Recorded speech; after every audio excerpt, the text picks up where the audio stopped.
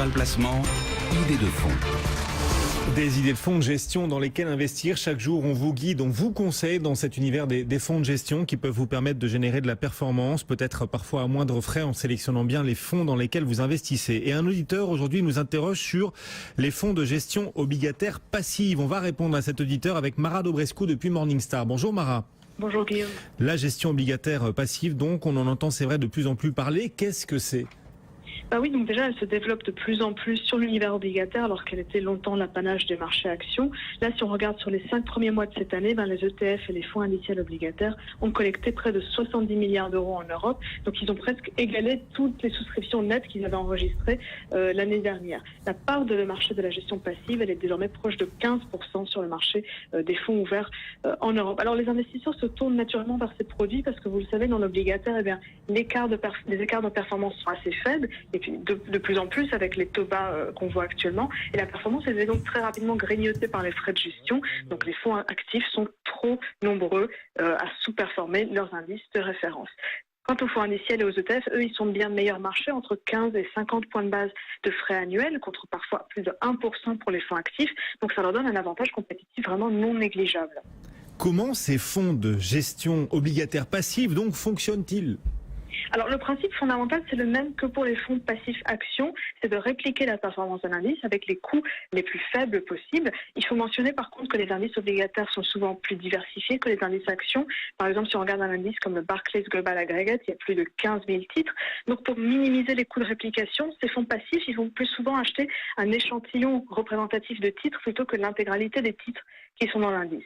Et donc, il faut vous assurer quand même que la société de gestion avec laquelle vous investissez dispose d'une solide expertise pour construire ces modèles d'échantillonnage. Et puis, elle doit aussi avoir de bonnes ressources de trading pour s'assurer que les coûts de transaction soient les plus faibles possibles. Alors, du coup, on anticipe peut-être l'interrogation que vont avoir nos auditeurs et nos téléspectateurs. Quitte à s'engager dans de la gestion passive obligataire, à travers quels fonds faut-il le faire ? Quelles sont vos recommandations chez Morningstar ?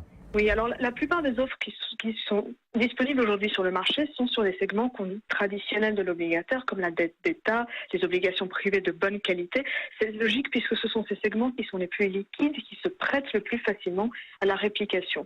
On peut mentionner 3 exemples d'ETF proposés par iShares. Ils facturent tous les 3 20 points de base par an. Tout d'abord, le iShares Core Euro Government Bond pour les obligations d'État en euros. Il est noté Gold.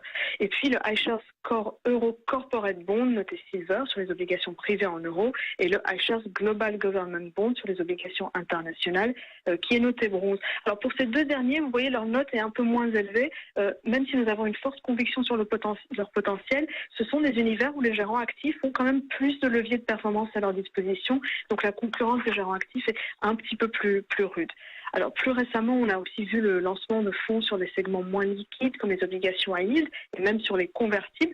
C'est des produits qui n'ont pas beaucoup de track record pour le moment, mais ce sera intéressant de voir comment ils se comportent sur un cycle de marché complet. Voilà, quelques pistes en effet pour investir dans cette gestion obligataire passive. Le fait de choisir l'obligataire via une gestion passive, c'est une garantie de sécurité supplémentaire ou pas, Mara ? Non, c'est pas nécessairement une garantie de succès. Il faut bien vérifier déjà que l'indice suivi par votre fonds est approprié, s'il répond bien à vos objectifs d'investissement. C'est d'autant plus important car vous avez cette avalanche maintenant de nouveaux produits autoproclamés Smart Beta qui suivent des indices non traditionnels. Donc il faut bien regarder comment ces indices sont construits. Et nous aussi, on constate que ces offres plus exotiques sont plus chères que la gestion passive classique. Donc il faut quand même bien vous assurer que ces produits ne soient pas proposés à un tarif excessif avant d'investir. Elle est notre lumière chaque vendredi. Elle nous guide. Mara Dobrescu depuis Morningstar. Merci beaucoup Mara pour vos lumières avec nous chaque semaine. Le marché